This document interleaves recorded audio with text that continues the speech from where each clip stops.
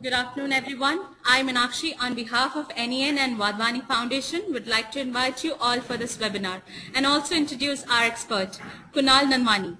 Kunal is the founder and CEO of uTrade Solutions and leads uTrade Solutions in product development, business development, company strategy, and human resources. He has developed the expertise and domain knowledge of electronic multi-asset, algorithmic trading, prime brokerage products, exchange, dark pools, high-frequency trading while working for over 5 years in Lehman Brothers and Nomura in London. He has studied Bachelor's of Engineering in Computer Science from PEC, India, and MBA from ESSEC, France. Before I hand over the floor to Kunal, here are the few reminders for the audience.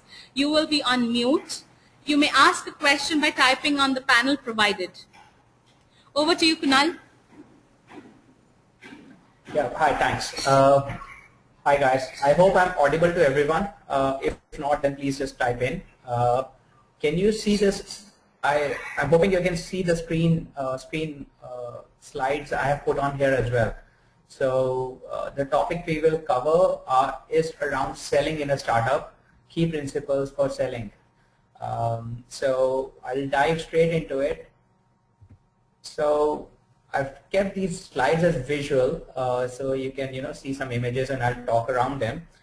Please note down any questions you might have, and you can tweet about them, and we'll get to know, and we can revert on your queries at the end. So first thing is, assuming you are doing a startup or considering to do a startup. Yeah. I'm so sorry to interrupt. Can you make it a full screen? Okay, sure. Sorry. Is it better now? Yeah. Continue. Thank you. Okay, great, no worries. Assuming you are either doing a startup or considering to do a startup at some stage, you must understand that selling is one of the most important things you would do, and the slides we're going to cover shortly would show that. If you're good at selling, you can be a great entrepreneur. But if you're not good at selling, it doesn't mean you cannot be an entrepreneur. It just means that you would need to bring in somebody else in the team, in the co-founding team or senior sales team, who can do that for you. Okay, so selling is a very important attribute of an entrepreneur. So let me start by saying, why you need to sell and whom do you need to sell to. So if you think about a startup, first thing, as you can probably see in the images, the left image, if you can see my mouse click, shows a family. So with the social economic environment we come from in India, typically most of you would have to sell the idea to your family. Your parents or your wife, your friends, your girlfriend, your brothers, sisters, whoever, and you would need some support from them. And whatever your idea might be, it is very, very important that you can, phrase it simply for them. They can understand what you're trying to do and get behind you, because you will need their support in a long startup entrepreneurship journey. So once you've convinced your parents or not, if they don't buy in the idea, which many families in India would not, then irrespective, if you choose to go ahead, in most likely scenario, you would need somebody else to share the burden of this entrepreneurship journey with you. And in that case, what we typically go for are co-founders. So that's what second image on the top signifies, showing that you need other people who come in with complementary skills, or who can share the burden with you and help you grow the startup. In terms of number of co-founders, I think you can have anything between 2 to 5 or more as well. You can do it alone as well, but it always helps. And in most successful startups, there are co-founders, right? And then if you look at the next slide, it shows then you need to sell this idea, the business idea, the vision you have to your team. So just imagine this, any person you want to hire presumably has got some experience or has got good education. Why would they come for a startup? Unless you're very well funded early on, which doesn't happen in most cases. How do you convince a potential employee, a potential team member, to give up their big job or give up their comfortable job in a larger company and come and work for you? It's very hard. It is not easy. How do you sell that? So you most likely than not, you cannot match the salary they might be getting in the market. You can possibly give them a bigger role, you can give them a better title, you can offer them more responsibility, more interesting work, and they get to learn more. These are the things you can use, but it's important. So you do need to sell to them, and bringing in the first 2, 3, 4, 5 guys is the toughest. It's fairly tough. You spend a lot of time trying to find the right people for you who are expert in something, but then still open-minded to be generalist and learn, adapt to whatever conditions your company or your product business requirements are, and work on them with you, knowing that there will be times of uncertainty, and so you need to sell really well to them. Fortunately, these days, given the focus on entrepreneurship and startups across India and probably across the rest of the world as well, it's become more fashionable to work in a startup. So employees do want to come and work for startups compared to 10 years ago when it was socially probably unacceptable. Why would you work for a smaller company?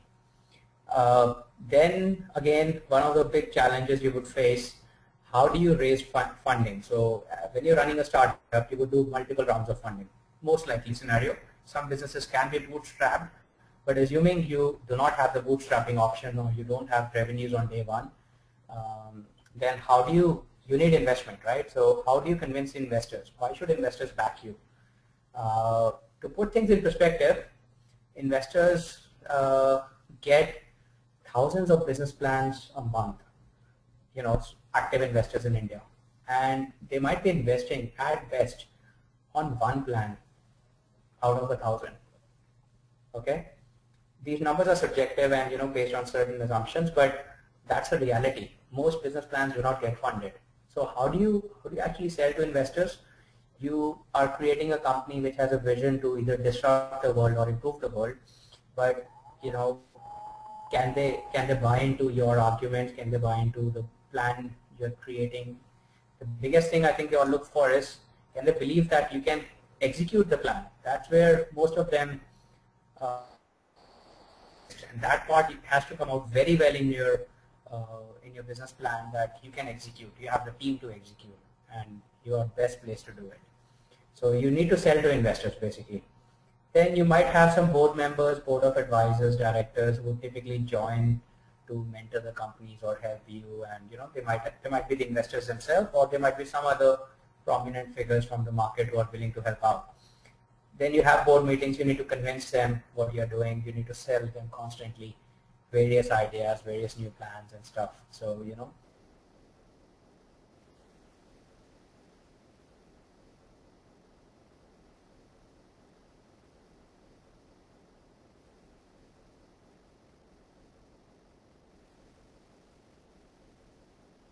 this is where we're going to focus most of our time.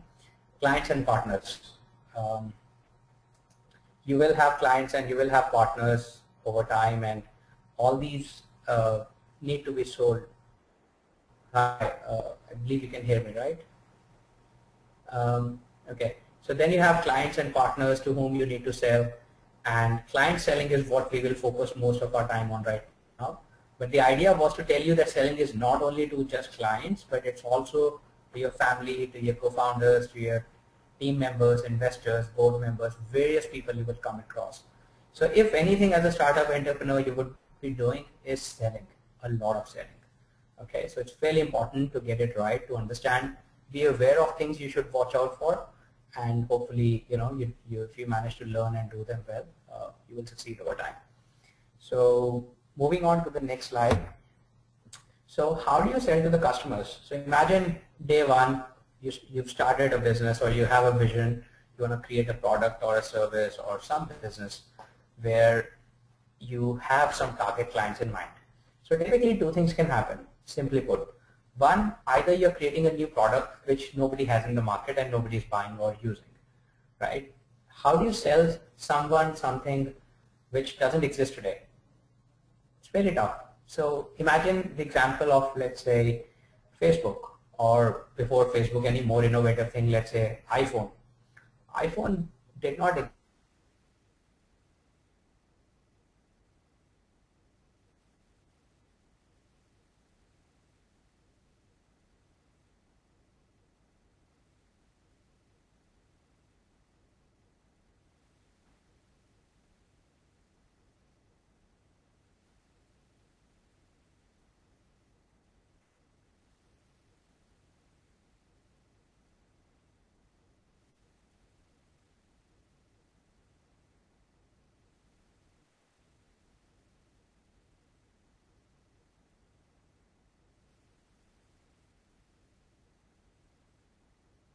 Uh, Kunal, hello? We can't hear you. Hi, can you hear me, guys? Yes. Yeah, I'm sorry. I think it broke down for some reason. Sorry. Okay, bringing it back. So I was talking about selling to customers. So in the early days, I think you need some customer partnerships, some people who can help review your vision, whether it's a new product or an improved product that they are either using or using an alternate one or they don't have seen yet. It's always worth staying close to customers and taking, at least listening to them, hearing their inputs and sharing your vision with them. You can sell them broadly three things, I feel. One is you can sell them your vision, how the future would look. So there's always a category of customers who would be very excited with that, just imagining the future and being part of it as you develop it. So some people buy that vision part. Some people say, I need a product and I am using this product, but can you make me a better one? So in that case, you stay close to customers and build a better product, whatever that might be. Or you might be solving a genuine problem for them, which could be in form of a product or a service or business model or anything. So broadly, you will have your customers split into either the ones who buy vision or the ones who just want a product or the ones who want a solution to a problem. Or there could be customers who actually fall across all three categories. You gotta, one thing which is very important when you talk to your clients is don't tell them what you know.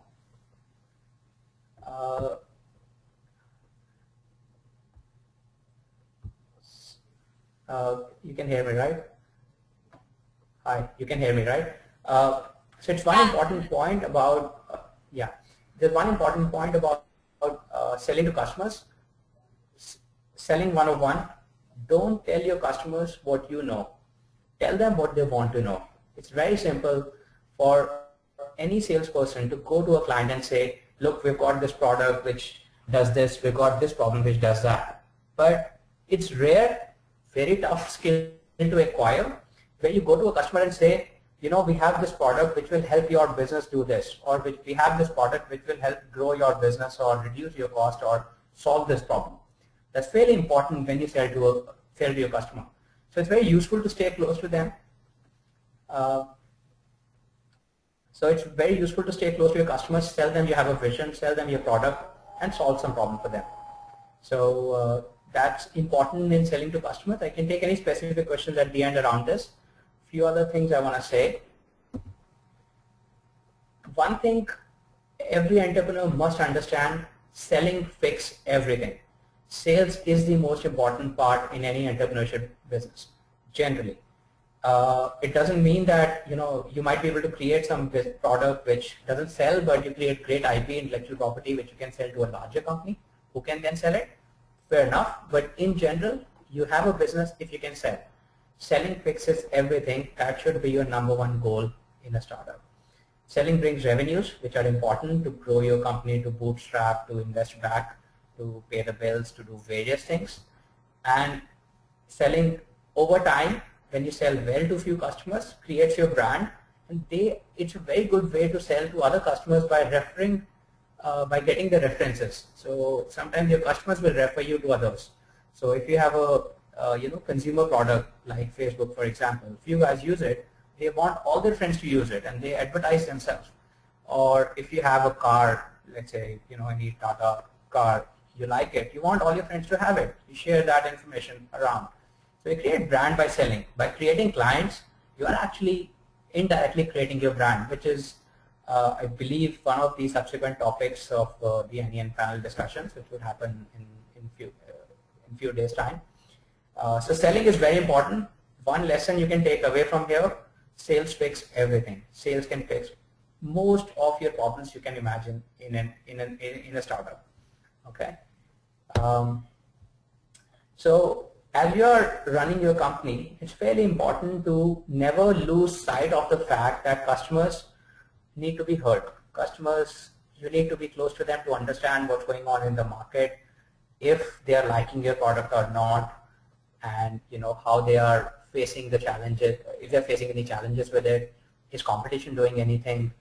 You must listen a lot to customers, but understand this, their problems and their views are normally very short-sighted. They would be looking at only their immediate problems. They would not care, how much long-term they can look at, and that's your thing to do. But they would give a lot of small problems or talk about small things which you need to add up and see if it makes sense for you to have it in your company's vision. So various things go around there. Customers love to get heard. They would love to get your time where you are spending time with them and understanding their problems. It helps you probably build a better product or service for them. Helps you understand if competition is doing anything different. If your customers see market as changing, if they see market is changing, then you can react hopefully proactively than reactively, and you can adapt your plan if required. So it's very useful to spend time with customers, even if they're not buying from you. Sometimes it takes a long time to sell to some customers. So I'll give you an example. In my own business, it took me about 1 year to sell to a large financial institution. But 1 year later, they're the biggest reference client I have. And for 1 year, they kept on saying, no, we won't buy from you. I just said, that's fine. Can we just talk? And I'll just get half an hour with you. Next time they spent 1 hour. A month later, they started, going out for dinner and then relaxing a bit, opening up and saying how we can become relevant for them. And in time, they became my biggest customer. So it takes a long time, especially in B2B models, business to business. Selling to larger institutions take a long time. You got to spend a lot of time chasing customers, spending time with them, fairly important. And it gives you a good sense of ground level reality as well, where the market is, how your product is. And one important feedback you get from the customers is typically how good your product is. Your product, you all feel that your business and product is great. It's very simple. It's our baby. We feel it's the best in the world. But reality is your business is as good as others think it is. Your product is only as good as your customers think it is. No point you feeling it's the best in the world if your customer says it's not that good. It doesn't work for them. It's got to eventually work for them. And that bit you can only get by selling to customers, and selling includes listening a lot. So you must listen to your customers. One last thing I want to mention is around pricing. So how do you price your product? How do you price your service? It's very, there are two ways broadly to go about it. One is you say this product, let's say, just taking some numbers as example, let's say it cost me 100 of any unit, 100 to build this. It will make sense if I sell it for 200. So to sell for 200, I know no customer will pay. So maybe I can sell to 10 customers for 20 each. Okay, so based on an assumption that you can sell to 10 customers at 20, priced at 20, you will make 200, and minus 100 of your investment is 100 of profit. One way is you sell something based on your cost. Second, which is I think very useful perspective to always keep, is how much you think your product is worth for your client, product or service, whatever you're doing for your client. So are you helping them by, saving them more money? Could they have otherwise, if you were not around, what would your customer do? Either they could do the same thing in-house by themselves, or they might say, I will buy from a competitor, and a competitor prices it at 10 or 20 or 30 or 100 or whatever. Or they might say they will not do it. So in that, depending upon whatever the scenario, you must always keep in mind A, your cost base, your target, growth, and everything else. Plus B, also, what do you think it's worth for your customer? And sometimes you can ask your customer this question and they will tell you. Sometimes they don't. They will lie around and say, look, it's useless to me. I would not, something is 5, that's good enough. Don't expect more.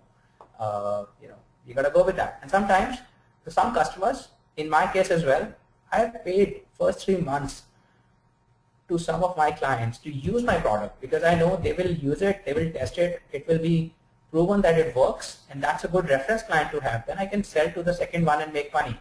I'm not worried about making money from a client on day one.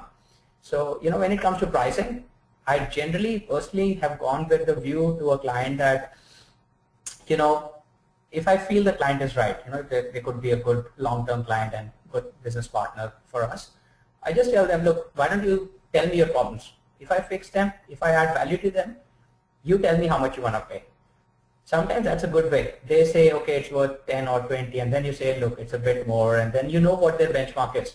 Maybe it happens very often as startup entrepreneurs, we end up underpricing ourselves. We feel, oh, he would not pay more than 5. But if actually you ask them how much you're willing to pay, they love this discussion. They say, oh, 10 is good or 15 is fine. And then you can negotiate further because you know what's a base case scenario for them. They feel it's worth 15. You were thinking 5. You either accept 15 or say, look, let's start with 15, but next month if you can help us grow, that'd be great. They really love that kind of conversation, I believe. So, and this I'm talking more from business to business model. Sometimes in consumer pricing or some internet businesses, it works slightly differently where you just build community around it, bring people in. Once you have a lot of community, a lot of users, then you can make money somewhere else by advertising or by selling their MIS and all that. So depends what you're selling and all that. All the caveats are there. But it's important to understand these 3 things, I think. A, how much is it your cost, what you're trying to get out of it. B, how much is it worth for your client. And C, if you can ask the client itself. Do survey clients, do ask them, and in time you will get to a generic, reasonable price point at which you can sell. So pricing is fairly important in the sales process. Obviously, that's what drives revenue, and you should keep in mind also that when you price it and you ask your customer to pay, and especially if it's a B2B, a business institutional customer, they take longer to pay. There is a credit period involved for 30 days, 60 days, they might not pay. So do keep it in mind that sales does not mean cash flow. Okay, sales does not mean if you sold it, client has taken it, doesn't mean the cash has come into the company, which is what you need to run your business. Okay, so there is always a lag in that. So always keep it in mind, sales and cash flows are different at different times in most scenarios. So these are some of the quick things I wanted to cover on selling process. I want to leave us more time for questions so it can be more interactive and I can be specific to your queries. And there's an upcoming webinar on how to build brand loyalty on 18th of December. So I just finish here and hopefully you heard me throughout the session. I know there were some disconnections in between, and I would like to open up for questions now.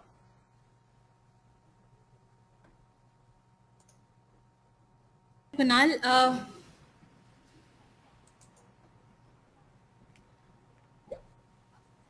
I will start the question answer round now, Kunal. Should I start the question answer round? Yes, please. Yes, please. Okay. Give me one moment, please. Sure.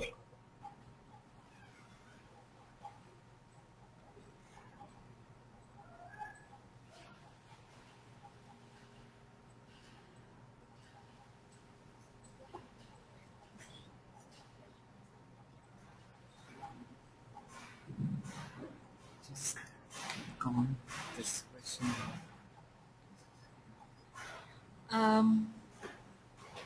Thanks, Kunal. Kapil wants to know what are the kind of investors and how does a startup generally approach them? Okay. It's less related to the topic, but I'll take it and I'll answer. So basically, in terms of investors, it depends on the stage of the startup. So there are idea stage startups when you just have an idea but you haven't really started working on it. There is an early stage startup when you have the idea and you've got a bit of the team together, either co-founders or somebody started, coding something or building something. And then there are growth stage startups who've got a product, who've got some clients and they're looking to grow. So depending upon which stage you fall in, early stage, typically idea stage tends to be, the friends, family are the first kind of investors you can go after. So if you go to your friends or family and present your idea and if they like it, they are likely to invest. Typically that's where several of the businesses always start. Next stage is angel investors, individuals, professionals who invest as a hobby, not just as a hobby, but as a for a living as well, into startups. And so there are different networks for that. Like NASSCOM provides some network, Indian Angel Network, Mumbai Angel Network, various networks are there. They get involved there. After that, there are seed investors, which are somewhat like early to mid startup stage. First, say have you been in startup for a few months to maybe up to a year or 2 years. These are seed funds. So seed fund in India is there. There is Morphis. Morphis is based out of Chandigarh. It's an idea stage potential investor. So if you search for investors across India on Google, you will find loads of them. The best way to approach them is through an introduction, but otherwise there is always an email and a number on their website. You can just call them or email them that you are thinking of this idea. It would be great if you could get their time and feedback. So you can approach them through cold calling, or you might know around some entrepreneurs who've gone through the funding rounds or who've tried approaching few investors. They would know all of them. So you can get introductions. Going through an introduction always helps, because that way the relevant person on the investor side always gives you time, most probably. So these are the early stage investors. Venture capital firms typically come at a later stage, typically later than 1 or 2 years of the company's existence, when you have proven that the product can work well or the business can work well. You've got clients, you've got team, you've got most things in place, and now you're just scaling up. So typically VCs come at a later stage, not at idea or early stage of a startup. And after VCs, and as you grow further, then you can do either an IPO or private equity deal or whatever, depending on whatever your ambitions are. Kunal, Ashish Verma has started a website design agency. He wants to know how can he sell his services. What's the best way? How he can sell? Yeah. Okay, so you want to sell your services on website designing, okay? Well, I think firstly you must know that there is a big competition out there. In India itself, there are probably thousands to tens of thousands of people who do this. So it's a competitive market. Having said that, if your work is really good, you can either try some online forums where online forums like, I don't know if you know of these, Odesk or Freelance and all these, which get some small period, shorter projects for designing and all that. In order to sell, you will need to have a portfolio of projects, because any client would say, okay, show me what you've done so far. So you got to do a few projects for free or for lower cost or at any price. So you can build a portfolio, and then to go after some smaller institutions, smaller companies or medium sized or larger companies. Maybe the way you can try to sell is through your friends and family network, through LinkedIn, through get as many introductions as possible. Tell them what you do and tell them we're willing to help around. Generally it works in the initial stages at the local level. So wherever you're based, assuming you're in India, whichever city you are based in, try around where you are and build some websites do some designs for people around you, and then in time try to get some bigger reference clients. One other good place is, I think, there are a lot of startup events which happen, which are organized by iSpirit, NASSCOM, various other organizations in Delhi, Mumbai, Bangalore, and various other tier 2 cities as well now. Try and attend those. You meet a lot of people there who are doing businesses or looking to start business, and they are very willing to work with newer startups on designing part or building the website part and all that. That could be a good reference, good searching ground for you. Otherwise, once you have few clients, then automatically from reference only you keep getting more clients. Kunal, Hitesh wants to know how to find clients as he's having difficulty selling his products. So can he say a bit more about the products, or do I have to assume? What product? He hasn't mentioned anything. Okay. So in terms of finding clients, look, really depends what you're doing. So I have no idea what that is. But I think whatever your product or service is, I think from Google you can find anybody, most people. On LinkedIn, LinkedIn is a good reference source because people can check who knows you. You know somebody who can refer you to them. If you know someone who can refer you to your potential client, that's always useful. Just one thing I would say, which many people I feel don't do in early stages, they're shy to ask. They're very shy to ask anyone, but ask everyone around. Whoever you think has got some good connections, has got some network in different cities or potential clients you're looking at, just ask, just put a call, and you will be surprised how much people are willing to help compared to what you are actually looking to ask for.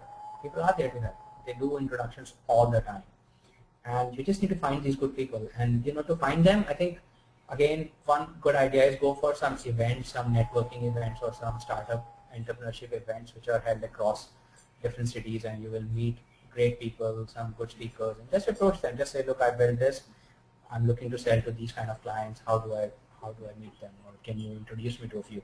Many people come up with more potential clients for you than you can even think of. So don't be afraid of asking. Ask as many people as you want. If you want me to help you somehow, my details were part of somewhere there. So just approach me offline. I can think about what you do and try to introduce you to a few people. Kunal, his product is software. He wants to find clients because he thinks that finding client is more important before selling anything.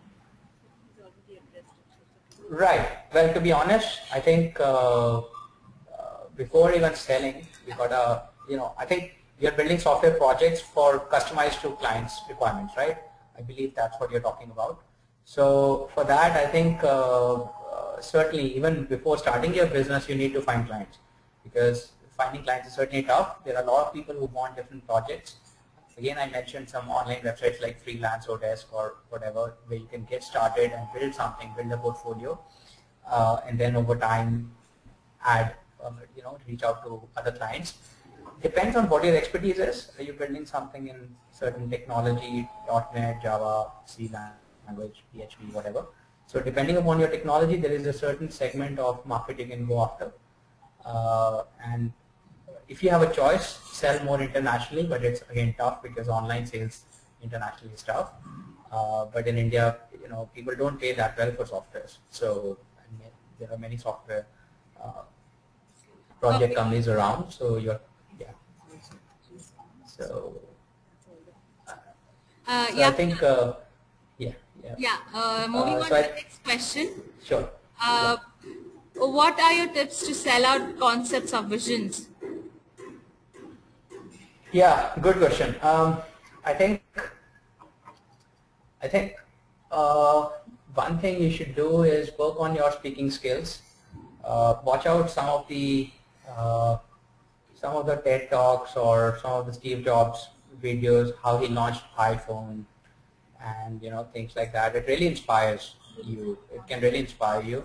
You got to be very, in order to show a vision, you got to understand that every client is different. Everybody you go and talk to, you cannot be selling the same vision. Some people would be there who would love to talk about ideas. These are very smart and good people who just love debating on ideas, constructing or around them. But then there are some clients who just don't care about ideas. They just say, tell me how it works today. If it doesn't, then come to me. Don't come to me today. Don't waste my time. So you got to find the right balance. How much of the vision you are selling and to whom? Okay. So understand everybody understands it differently. To give you a very simple example, so you understand what I'm trying to say. If you are in a class, it must have happened to some of you or some of your friends. Teacher asks two kids who are talking to get out of the class. One might feel, oh, I'm so embarrassed, everybody's looking at me, I'm being asked to go out. The second kid might say, oh, it's great, I love it, I don't have to attend this class, and I'm feeling so good. So just imagine the same action and two people reacted differently. So imagine when you're selling your vision, how different people react. Even try it in your family. Talk to 2, 3, 4 members of your family. They will also react differently. Your father might say something, your mother might say something, your brother, sister might say something else. So everybody reacts differently. First, you should understand this. Secondly, when you're selling vision, it's typically abstract. It's an idea, how things could be in the future. but you got to link it with the reality as well. So link it with reality that what is the problem today? Is it solving a problem that, or is it solving a future problem? You know, so take an example of an iPhone. Our phones worked pretty well before that as well. Before 2007, we had all Motorola phones and whatnot, Nokia phones worked pretty well. But then iPhone came around and said, look, you don't need, do you not want to have a mobile device, an iPod, an internet navigator, and you know, all this in one single device?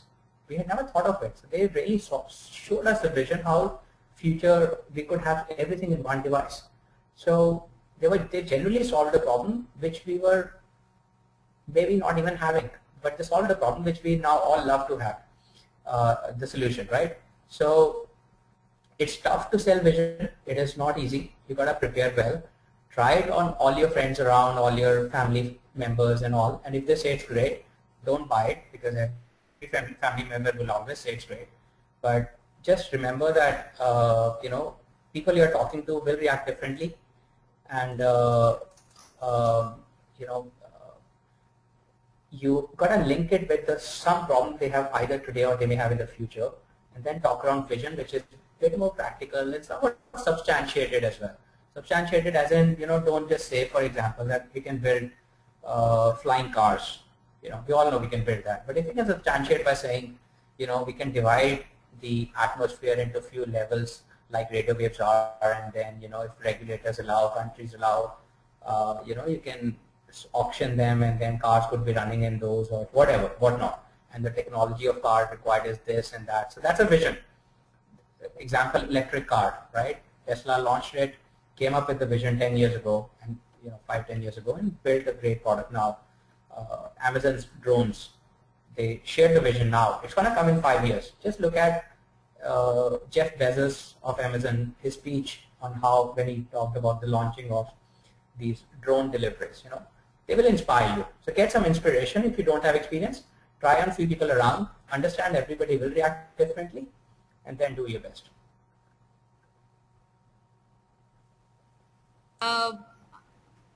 Shrikant wants to know how to build the sales process and marketplace model.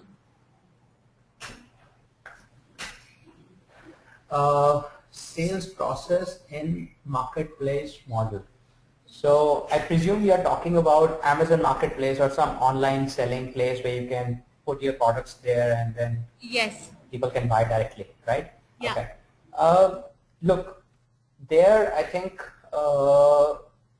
sales process, as far as I understand, you know, you start with a product and few clients might download it or buy it and pay a few dollars for it, and then if they like it, they refer, they give it a good rating.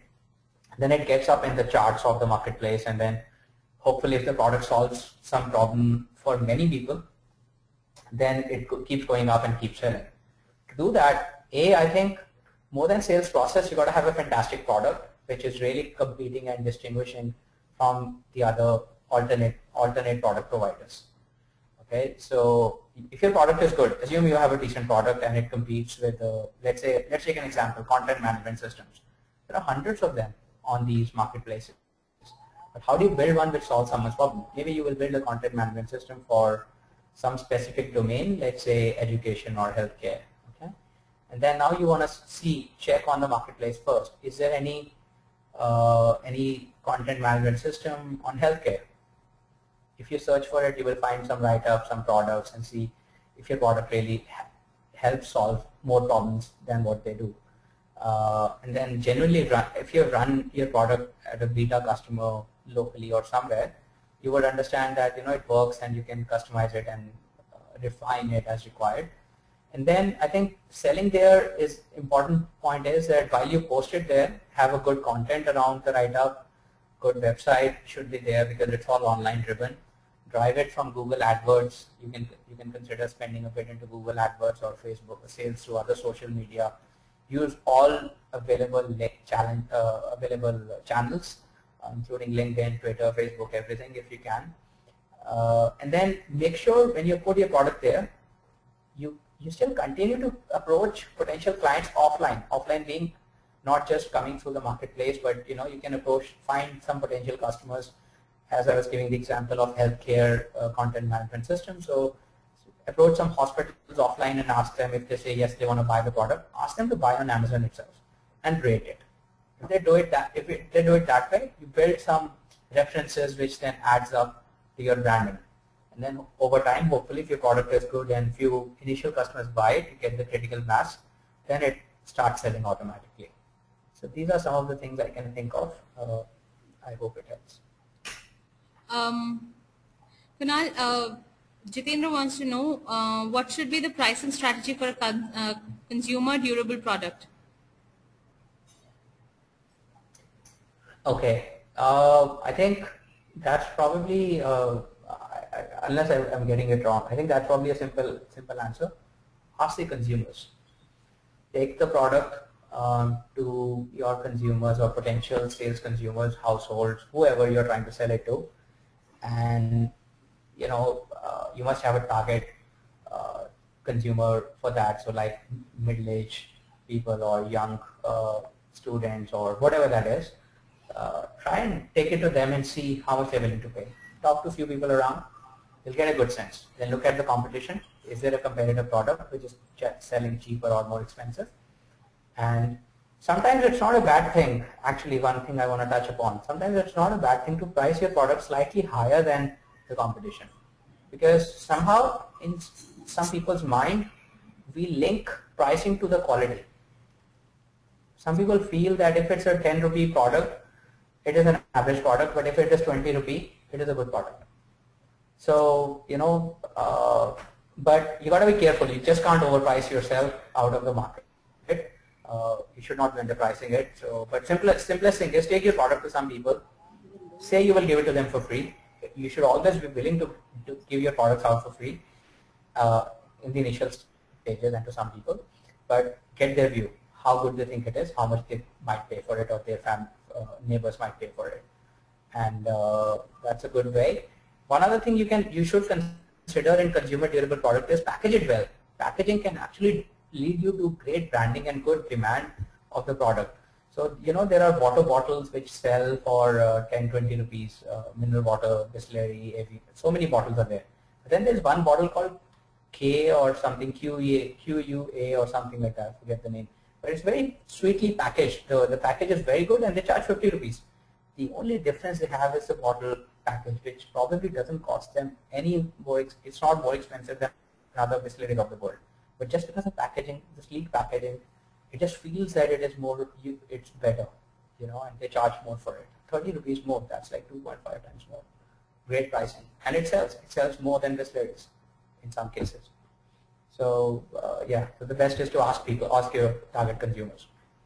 Kunal, Ashfaq Ahmed wants to know, he's running his business. He's having some problems with sales. He wants you to advise him whether he should get someone as a co-founder who's an expert in sales, or get a sales team. How does it works better? Right. I think co-founder route is typically cheaper in cash terms. So ideal is if you have enough cash and you can pay for good salesmen, because you will have a lot of salespeople around who would come for the right package. And along with the package, you can have incentives linked with performance. And if they feel whatever your business is, if they can sell it well and they can get a good percentage of the sales, there are a lot of people around who would join you. So bringing in a sales person or sales team is great, but I'm assuming it might be difficult for you to pay for those guys. In that case, a co-founder is a better scenario, because think about it this way: 100%. If you are the sole co-founder, you have 100% of the company. But let's say you bring in, and let's say your sales is close to 100. Okay, assuming you have some sales, and let's say you bring another co-founder who takes equity of, let's say, 20. But then increases the sales from 100 to 200. So now you have 80% of 200, which is 160. So you still have more than what you had before. Your earlier sales was 100, now you have 160. So giving up some equity for a co-founder who can create more value by selling, it's absolutely a great idea. And these people typically may come for low or no salary as well if you sell it, if you sell your idea well to them. And then they are also incentivized to sell more and more so that their share keeps going up. So co-founder is a great idea in case you can't afford expensive salespeople. But if you can, sales team is also equally good. Have their incentives aligned with the sales. So have, whatever you pay them, have the targets clearly defined, and ensure that they can get some benefit by selling more.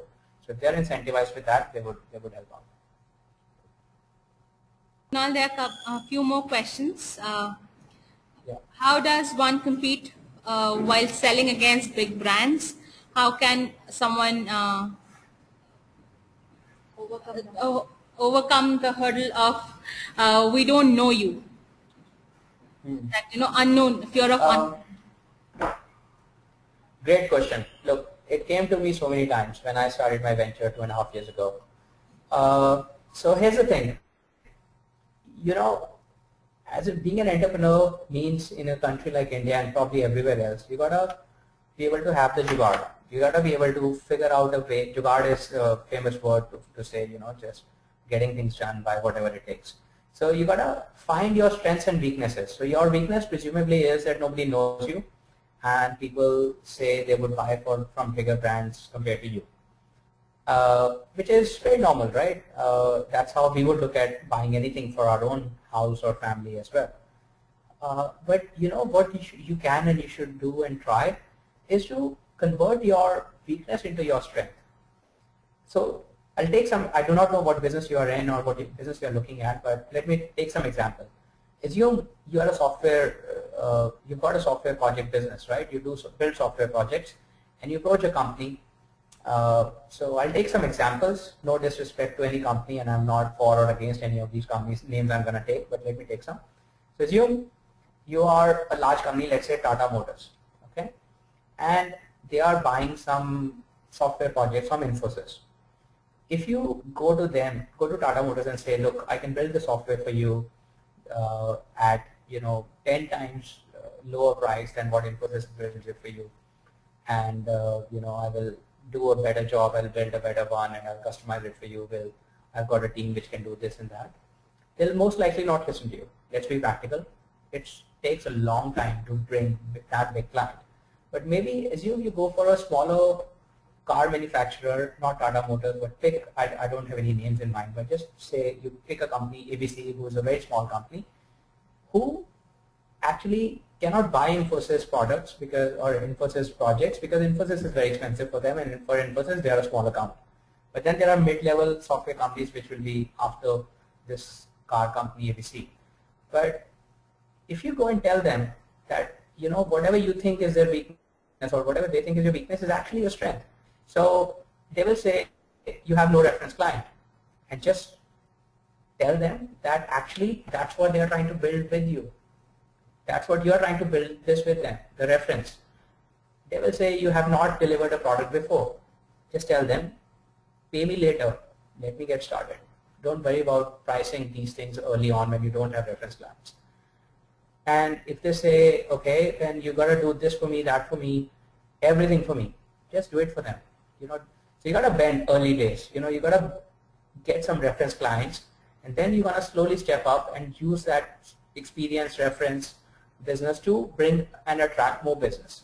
When people say they don't know you, just tell them who you are, and just tell them, I think every businessman and every promoter of mid-tier large company or everybody understands that everything starts at some point. There was a day when Infosys was not known by anybody.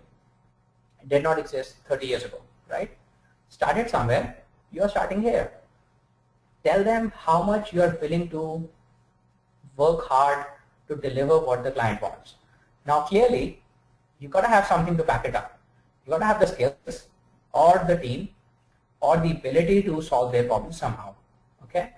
But when client says they don't know you, just tell them this is to their advantage because nobody knows you. That's why you are willing to work harder for them. Understand and tell them that's why we are not pricing this for you. We are not charging you for anything. Use it, let us build it for you, and let us understand your problems. Once we build it, if you think it makes sense, you start paying. For first 3 years, 1 year, 6 months, whatever period, it is free. Give them an incentive. And once they work with you, then you go to the next customer and say, look, I'm building this for them. Can I build something for you? Then you have a reference client. Maybe for first 2, 3, you do it for low cost or no cost, but then eventually you start making money. In most businesses, unless they're bootstrapped and cash flow positive on day one, you should be willing to lose money upfront. In first few years, first few months, first few quarters, if you lose money, it's okay, because you're building a business, you're building a clientele, you're building some product, you're building some intellectual property, and you're taking it live in the market. And any customer who's willing to work with you, it's already a good thing. They are helping you build it. Don't worry about, you know, how much it might be worth for them. Worry about how much it's worth for you, how you can monetize it later, how you can make money around it later. So, you know, whenever somebody says nobody knows you, if you are an expert in the field, then tell them your vision, how you think, you know, this can work and this can work better. And if you really have the skills and the ability to deliver what they need, or a team and, you know, everything, they will work with you. People do work with, you know, smaller players, but it's just that the large customers would not on day one. Okay, but early days start with small to medium-sized customers, and then slowly work your way up. That's my advice. Kunal, there are loads of more questions. We'll take them all quickly, as we have just 10 minutes more left. Okay. Okay. There is an attendee named Harmeet. She says they have a product survey company and they're a month old. Now they're trying to put right price to the product. They've sold several units for 1,500 and they decided to increase it to 2,500, and this sold couple more, and then they increased the price to 5,000 and a couple of more was sold. Now they're confused what is the right pricing for their product.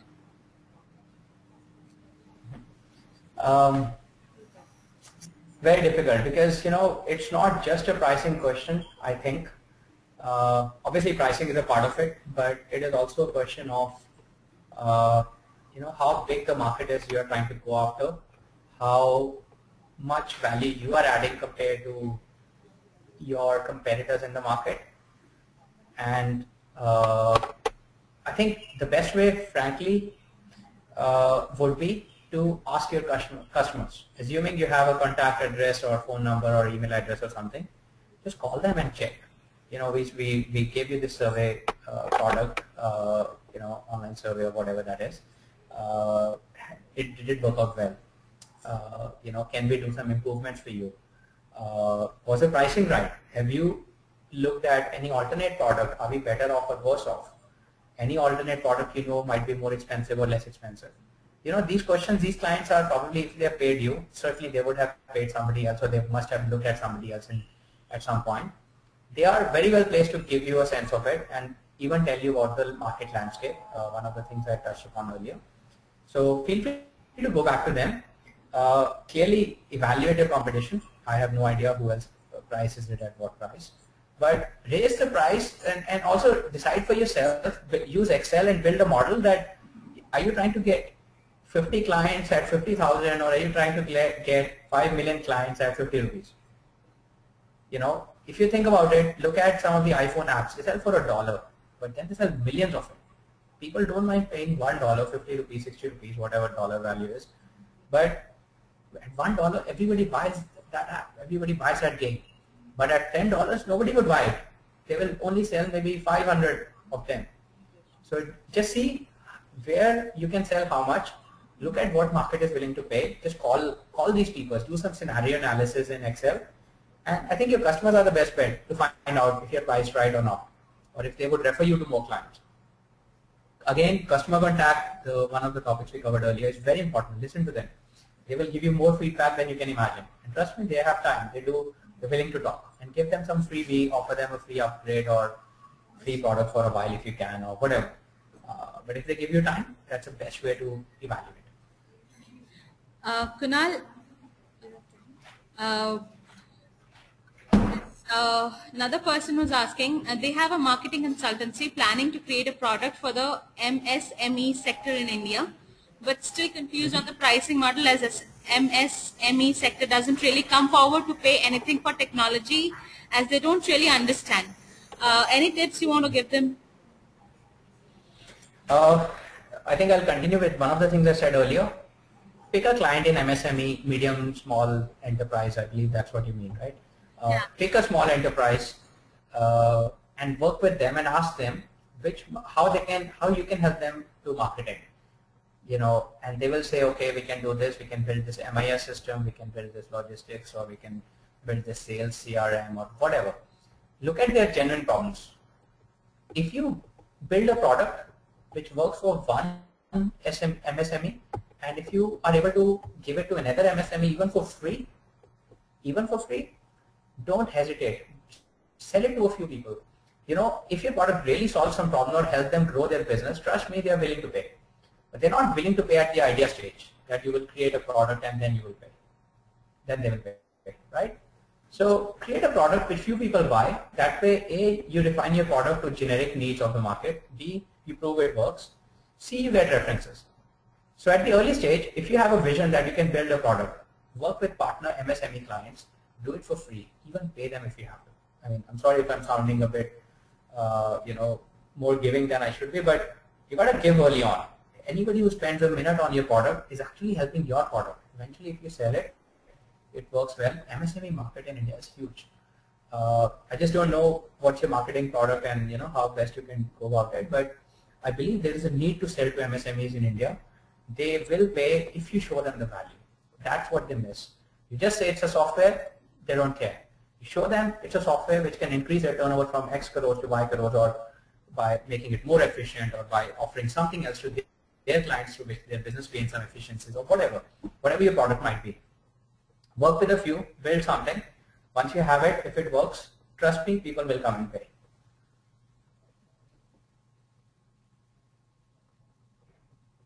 Kunal, one last question. Yeah. There's an attendee who wants to know, they are forming a new playful project. It's in the initial stages. The product is unique and different and serves a unique proposition to sort out existing problems. The question is, if your quality product is unique, then why will you degrade it by underpricing it? Just because you are entrant, maybe you are creating a new offering. He wants to know which direction to go for while pricing the product. So look, you have a unique product, but again, I would repeat this. It's only relevant if somebody feels it is relevant. Okay, and if it's a unique product and there is no alternate product in the market, you got to prove that the market exists. To prove that the market exists, the first few customers who try it out, the beta customers, I would be willing to give it to them for free. I really do not know what your product details and anything, but trust me, it cannot be that unique that nobody can build or understand or imagine it. Okay, if you've done it, many others can. But